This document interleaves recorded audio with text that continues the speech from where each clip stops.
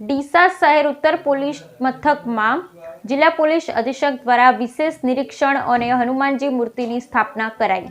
ડીસા જિલ્લા પોલીસ અધિક્ષક અક્ષરાજ મકવાણા આજે ડીસા શહેર ઉત્તર પોલીસ મથકમાં વિશેષ નિરીક્ષણ માટે પહોંચ્યા। તેમની આ મુલાકાત દરમિયાન પોલીસ મથકની વિવિધ કામગીરીની સમીક્ષા કરવામાં આવી હતી। નિરીક્ષણ પછી ઉત્તર પોલીસ મથકમાં હનુમાનજી મંદિરની પ્રાણ પ્રતિષ્ઠાનો વિશેષ કાર્યક્રમ યોજાયો, જેમાં જિલ્લા પોલીસ અધિક્ષકે હનુમાનજી મૂર્તિની સ્થાપના કરી। પોલીસ મથકનું નિરીક્ષણ અને જવાનો સાથે ચર્ચા, કાયદો અને વ્યવસ્થા જળવાઈ રહે અને પોલીસ પ્રત્યે લોકોનો વિશ્વાસ મજબૂત થાય તે માટે જિલ્લા પોલીસ અધિક્ષક દ્વારા જિલ્લાના દરેક પોલીસ મથકોનું નિરીક્ષણ કરવામાં આવે છે। આ અંતર્ગત આજે અક્ષરાજ મકવાણા ડીસા શહેર ઉત્તર પોલીસ મથકની મુલાકાતે પહોંચ્યા। નિરીક્ષણ દરમિયાન મથકની કામગીરીની સમીક્ષા કરવામાં આવી તેમજ પોલીસ જવાનો સાથે પોલીસ દરબાર યોજાયો હતો। આ દરબારમાં પોલીસ જવાનો દ્વારા સેવાકીય કામગીરી દરમિયાન પડતર પ્રશ્ન રજૂ કરવામાં આવ્યા।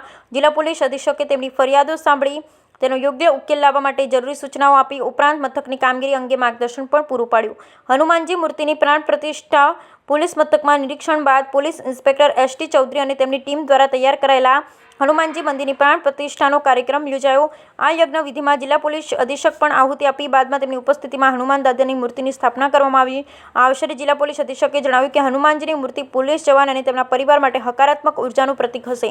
અહીંયા સેવા કરતા પોલીસ જવાનો તેમના મંદિરમાં આરાધના કરવાની તક મળશે, જે તેમના મનોબળને વધારશે અને દક્ષિણ પોલીસ મથકની મુલાકાત પણ કરી। ઉત્તર પોલીસ મથકના નિરીક્ષણ બાદ જિલ્લા પોલીસ અધિક્ષકે ડીસા શહેર દક્ષિણ પોલીસ મથકની પણ મુલાકાત લીધી। અહીં તેમણે વાયરલેસ વિભાગ, લોકઅપ સહિતની વિવિધ વિભાગોનું નિરીક્ષણ કર્યું, જરૂરી સૂચનો આપી। પોલીસ અધિક્ષકના માર્ગદર્શન સાથે પોલીસ કામગીરીમાં સુધારો લાવવાનો નિર્ધાર। નિરીક્ષણ દરમિયાન જિલ્લા પોલીસ અધિક્ષકે ડીસા શહેર ઉત્તર પોલીસ મથકની કામગીરીની પ્રશંસા કરી। તેમની મુલાકાતથી પોલીસ જવાનોમાં નવચેતના જાગી છે અને તેઓ વધુ ઉર્જા સાથે સેવાકીય જવાબદારી નિભાવવા પ્રતિબદ્ધ થયા છે।